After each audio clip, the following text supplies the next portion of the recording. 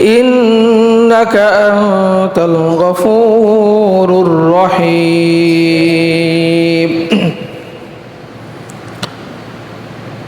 আলহামদুলিল্লাহ, সমস্ত প্রশংসা আল্লাহ সুবহানাহু ওয়া তাআলার জন্য, যিনি আমাদেরকে রবিউস সানির 24তম দিবসে গত জুমার ন্যায় আবার আমাদের উপস্থিত করে দিলেন। আমরা সেই মহান রব্বে কারিমের দরবারে উঁচু কণ্ঠে শুকরিয়া আদায় করি। আলহামদুলিল্লাহ। রব্বানা লাকাল হামদ হামদান কাসীরান তাইয়িবান মুবারাকান ফীহি ইয়া রব লাকাল হামদ কামা ইয়ানবাগি লিজালালি ওয়াজহিকা ওয়া লিআযীমি সুলতানিক। সম্মানিত ভাইরা আমার, গত জুমায় আমরা আলোচনা শুনছিলাম যারা আল্লাহ, আল্লাহ রাসূল এবং মুমিন নারীদেরকে, পুরুষদেরকে কষ্ট দেয়। আমরা আজকে সূরা আহজাবের 21 নম্বর আয়াত থেকে আমরা আজকে আলোচনা শুনব।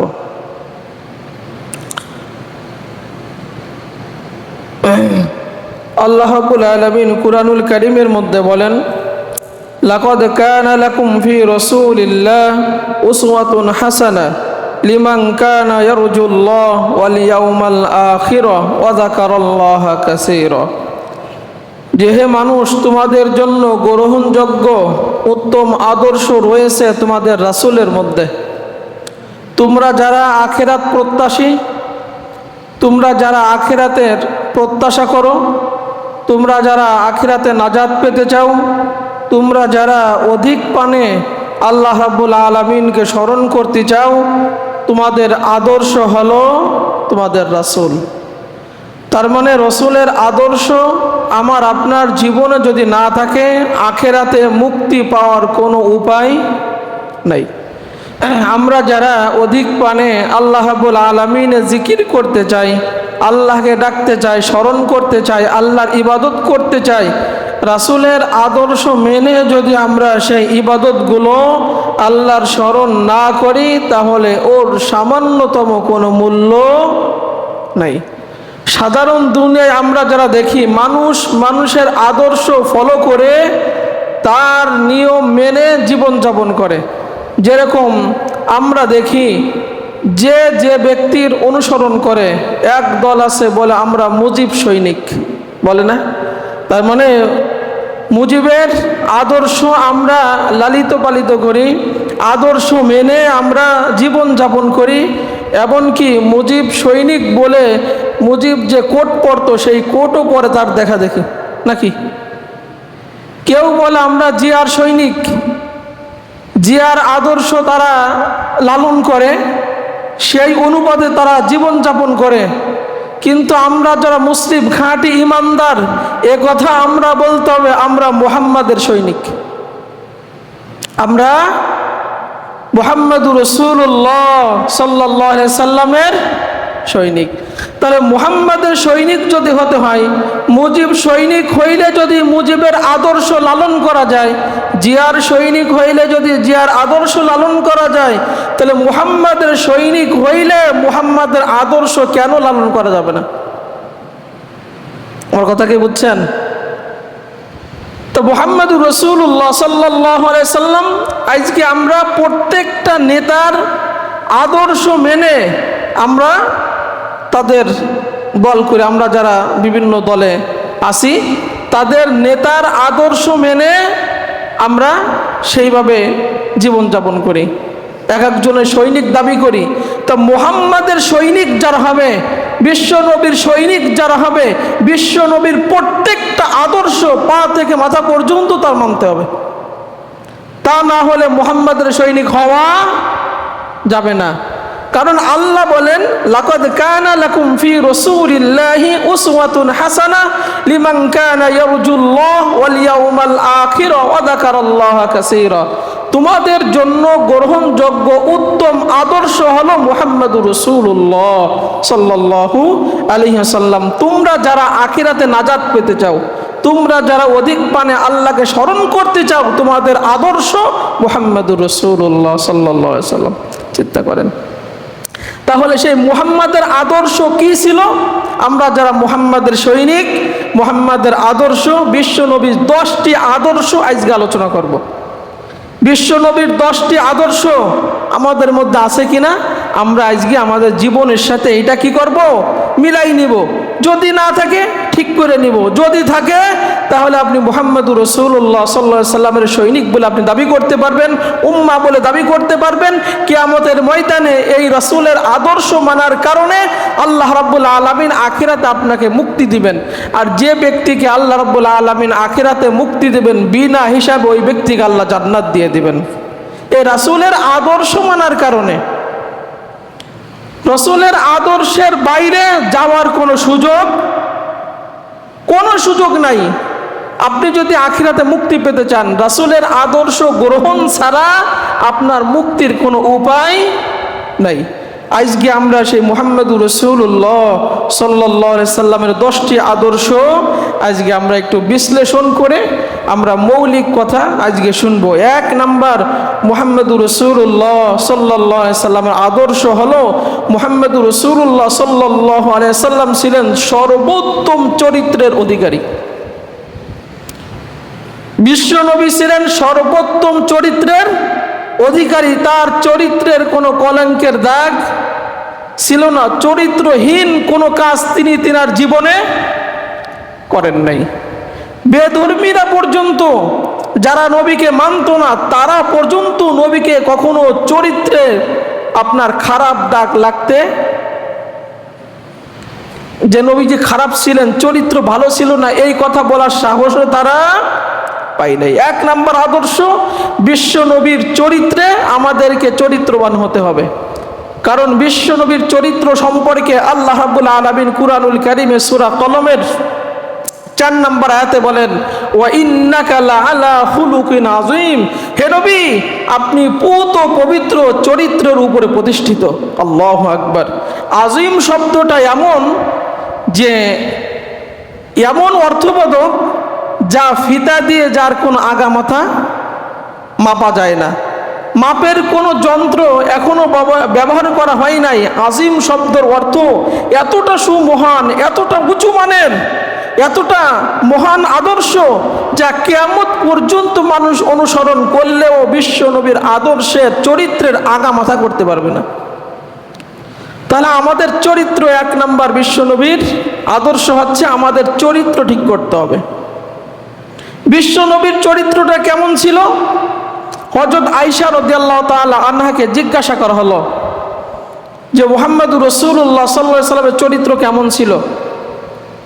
মুহাম্মদুর রাসূলুল্লাহ সাল্লাল্লাহু আলাইহি ওয়াসাল্লামের চরিত্র কেমন ছিল? হযরত আয়েশা সাহাবীদেরকে বলেন, বিশ্ব নবীর চরিত্র হলো এই কোরআন। বিশ্ব নবীর চরিত্র কি? কোরআন। তোমরা কি কোরআন পড়ো না? কোরআন যা, বিশ্ব নবী মুহাম্মদুর রাসূলুল্লাহ সাল্লাল্লাহু আলাইহি ওয়াসাল্লামের চরিত্র তা।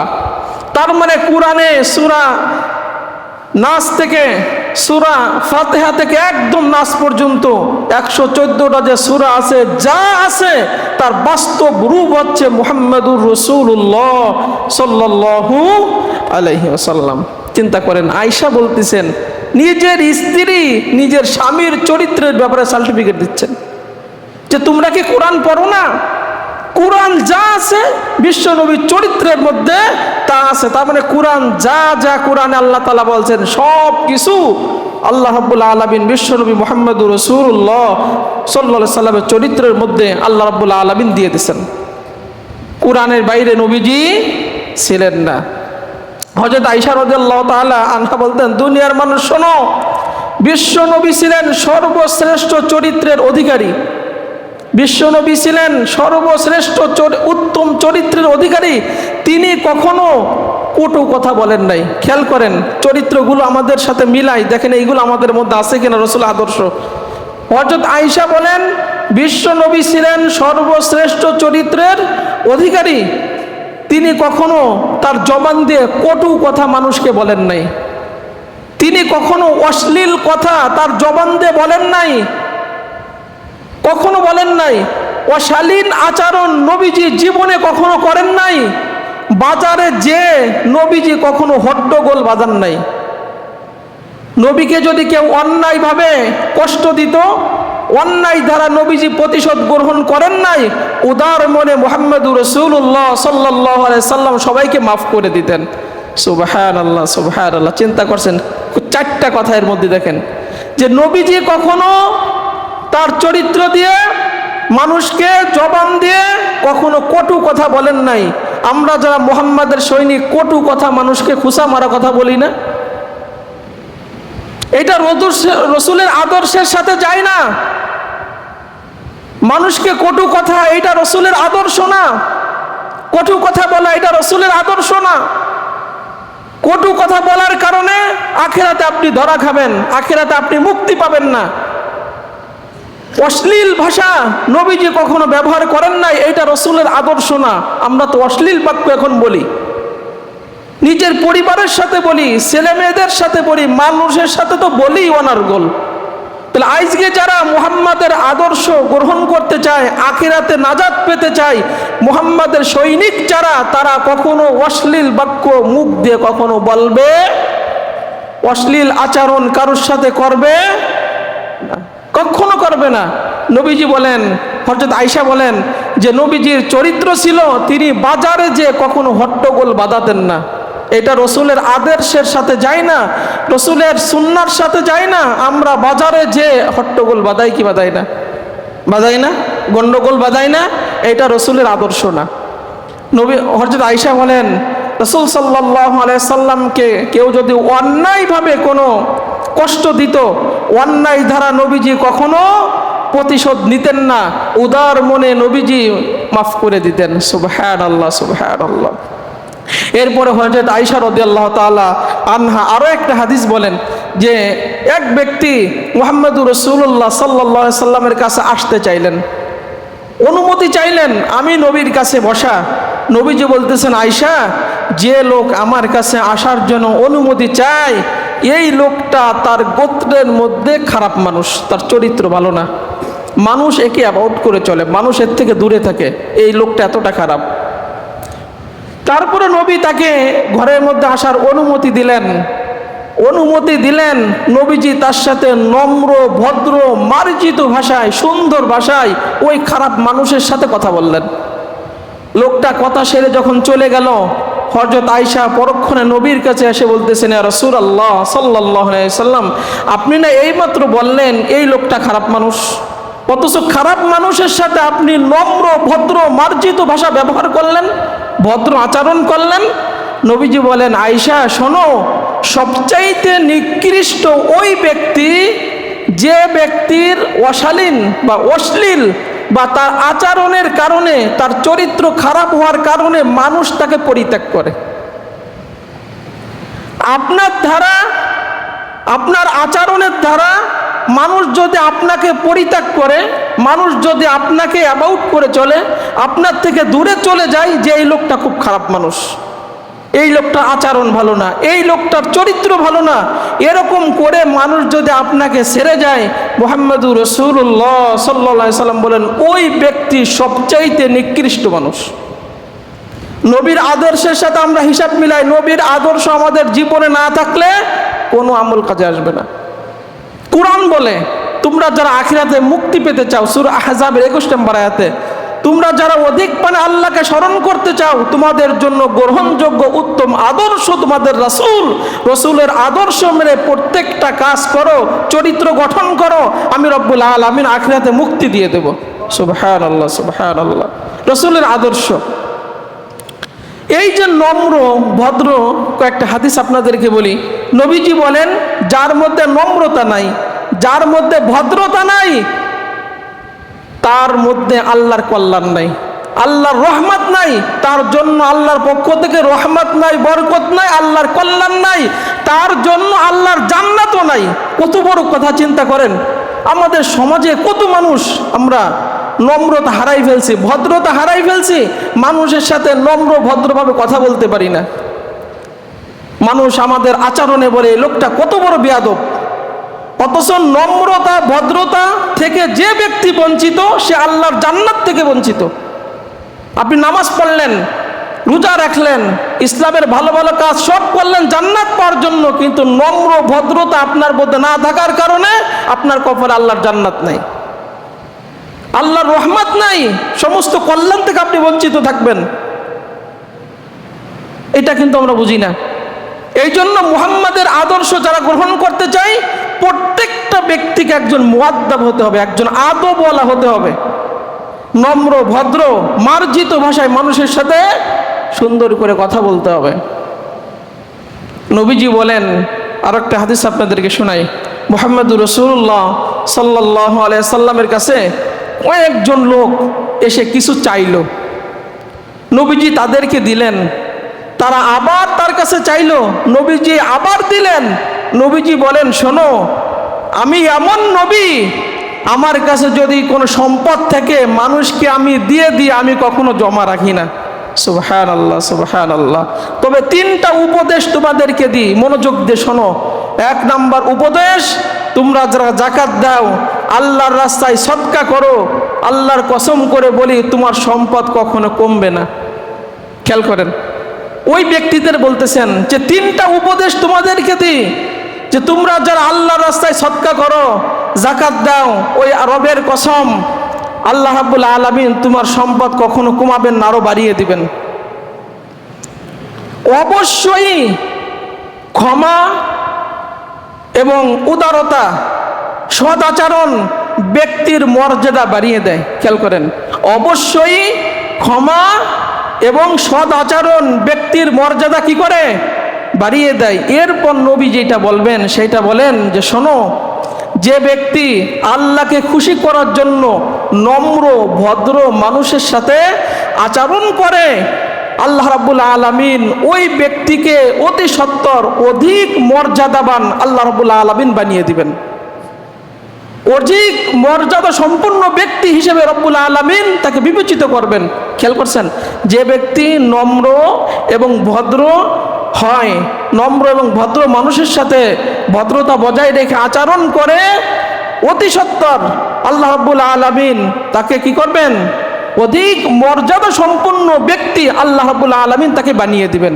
আপনি যদি চান যে আমি আল্লাহ রাব্বুল আলামিনের পক্ষ থেকে সমাজে এবং আল্লাহর কাছে মর্যাদা সম্পন্ন ব্যক্তি হব, আজকে থেকে আপনার চরিত্র পাল্টায় ফেলান, নম্র ভদ্র আচরণ মানুষের সাথে শুরু করে দেন। আল্লাহ রাব্বুল আলামিন আপনাকে একজন খাঁটি মর্যাদাবান ব্যক্তি বানাই দেবেন। সমাজে প্রত্যেকটা জায়গায় আল্লাহ রাব্বুল আলামিন আপনাকে সম্মানিত করবেন। এইটা ছিল রসুলের চরিত্র, রসুলের আদর্শ। আর রসুল ছিলেন সর্বোত্তম চরিত্রের অধিকারী। রসুলের চরিত্রের কথা আমরা আলোচনা করতেছিলাম। এক নাম্বার, রসুলের যে 10টা আদর্শ কথা আজকে বলবো, তার 1 নাম্বার আমাদের আলোচনা চলতেছে। এরপরে হযরত আনাস বলেন, রসুলের চরিত্র কেমন তোমরা কি জানো? আমি 10 বছর বিশ্বনবীর খাদেম ছিলাম। 10 বছর, ছোট্ট মানুষ, 10 বছর বিশ্বনবীর খেদমত করেছি। নবী আমাকে কখনো বলেন নাই, আনাস তুমি এইটা কেন করলে, এইটা কেন করো নাই। এ কথা নবীজি আমাকে কখনো বলেন নাই।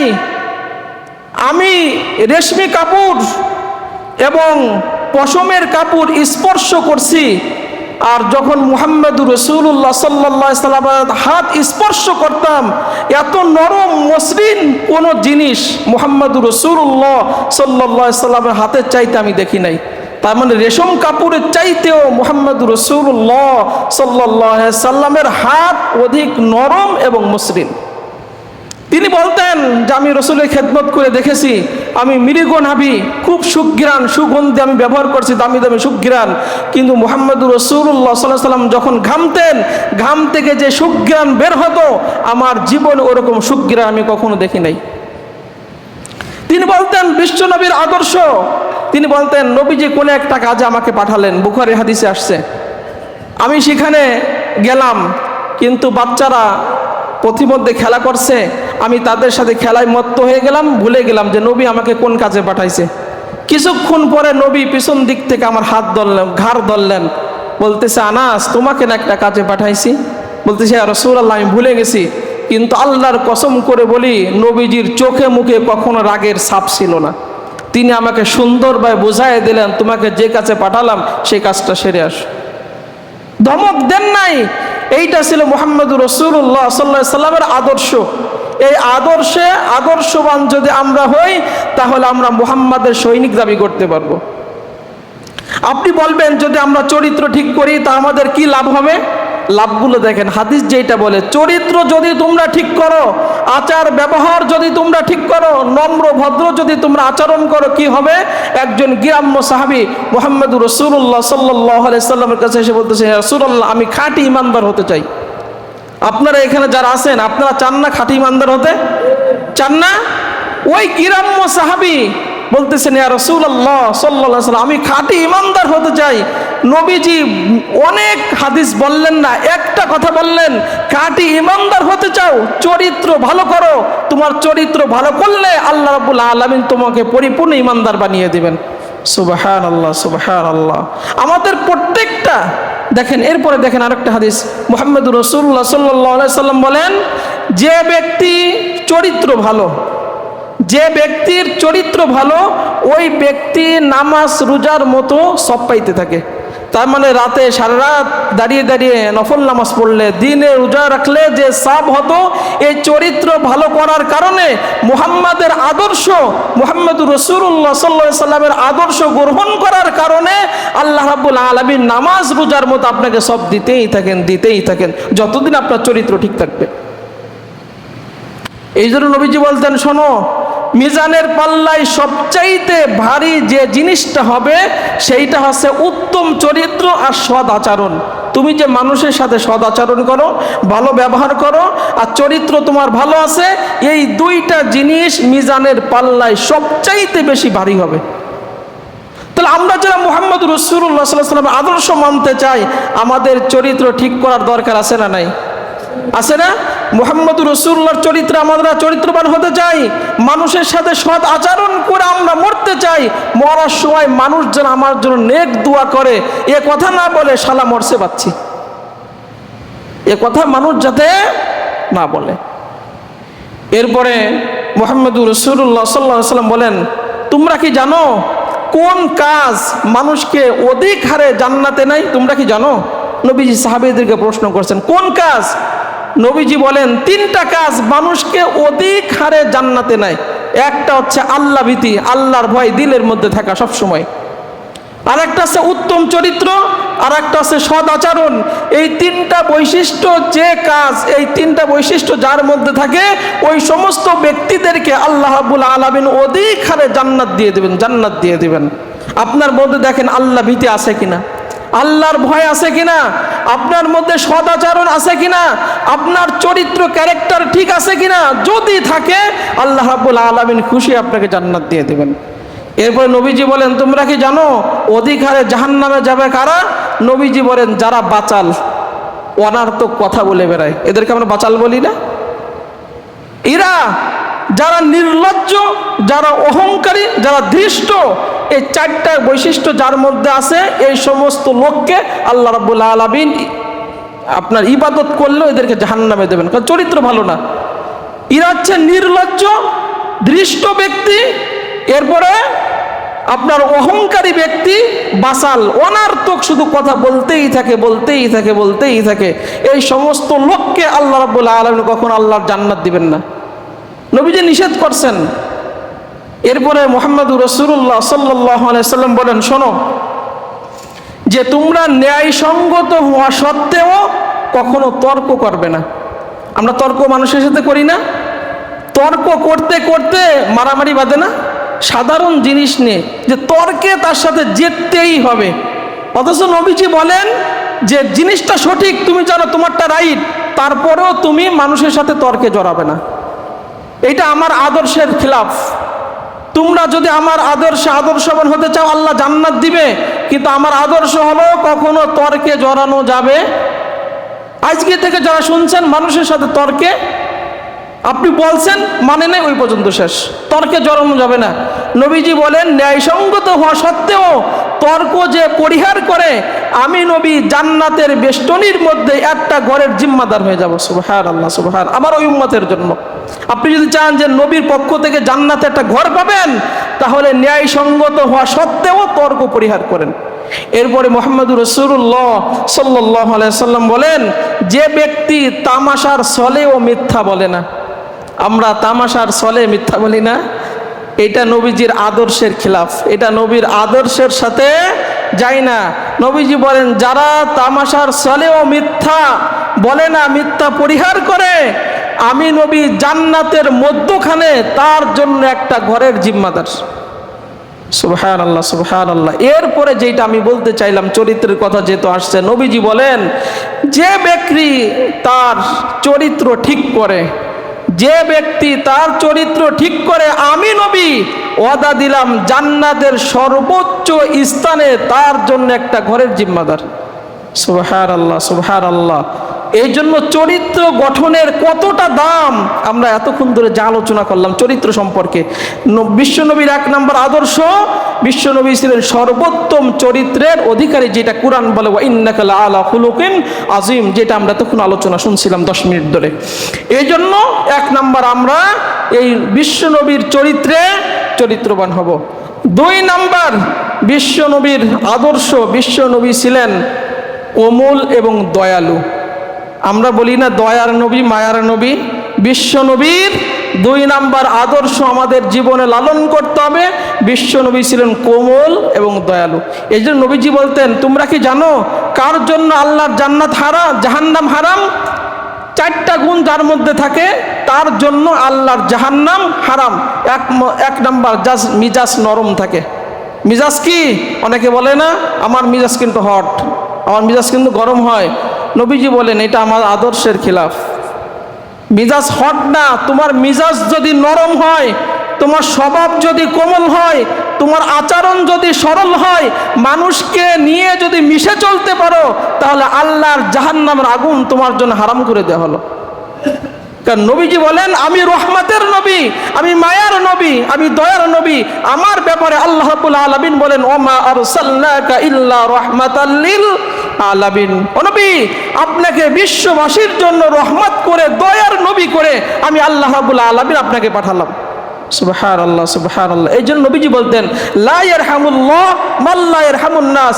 যে ব্যক্তি মানুষের উপর দয়া করে না, মায়া করে না, ওই ব্যক্তির উপরে আল্লাহ দয়াও করে না, মায়াও করে না। আপনি যদি আল্লাহর পক্ষ থেকে দয়া চান, মায়া চান, যে আল্লাহ আমার প্রতি করুণা করুক, আল্লাহ রহমত বর্ষণ করুক, আল্লাহ আমার প্রতি দয়ালু আচরণ করুক, তাহলে আপনি মানুষের সাথে দয়ালু হয়ে যান।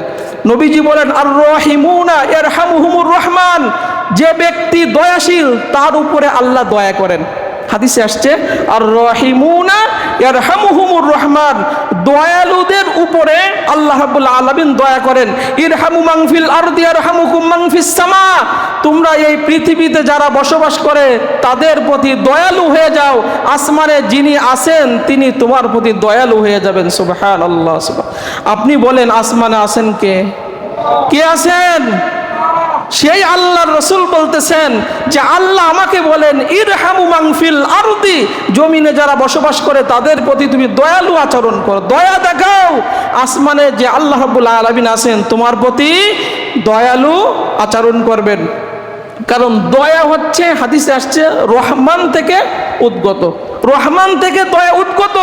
যে ব্যক্তির সম্পর্ক, যে ব্যক্তি মানুষের সাথে দয়ার সম্পর্ক রাখে, আল্লাহ তার সাথে সম্পর্ক রাখে। আর যে ব্যক্তি মানুষের প্রতি দয়া করে না, ওই ব্যক্তির সাথে আল্লাহর কোনো সম্পর্কই থাকে না। হাদিসের কথা।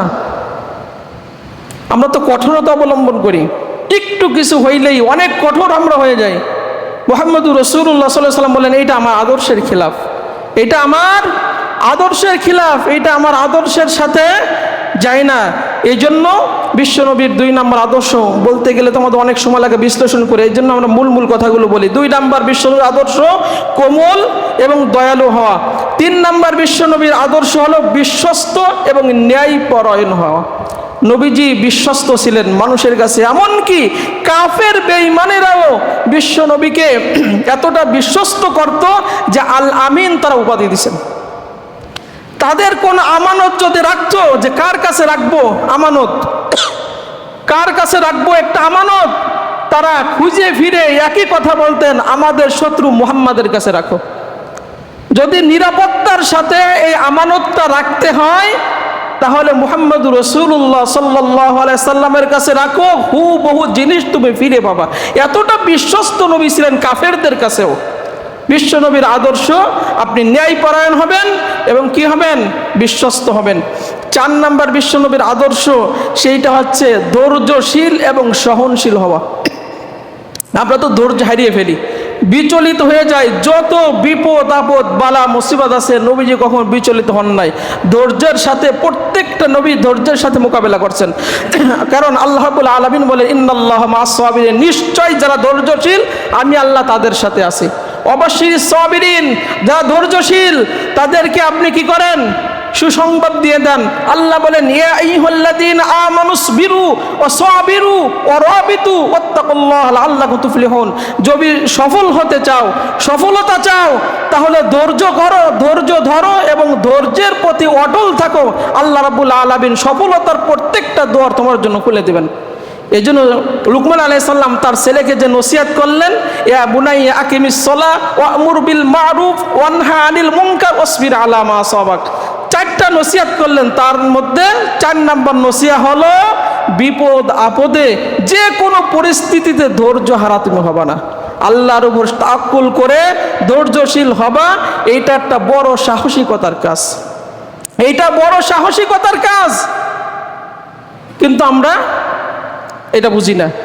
আমরা, নবীজি বলতেন যে শোনো, ধৈর্য কোনো ব্যক্তি যদি, এই হাদিসটা বলে শেষ করি, নবীজি বলেন, মুহাম্মদুর রাসূলুল্লাহ সাল্লাল্লাহু আলাইহি সাল্লাম কয়েকজন ব্যক্তি নবীজির কাছে আসলেন, নবীজির কাছে চাইলেন, নবীজি তাদেরকে তাদের চাওয়া পাওয়া পূরণ করলেন।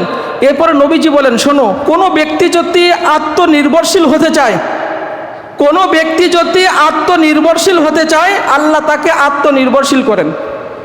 কোনো ব্যক্তি যদি অন্যের কাছে হাত পাতা হতে বিরত থাকতে চায়, সংযমী হতে চায়, আল্লাহ রাব্বুল আলামিন তাকে সংযমী করেন, সে অন্যের কাছে হাত পাতা তার লাগবে না।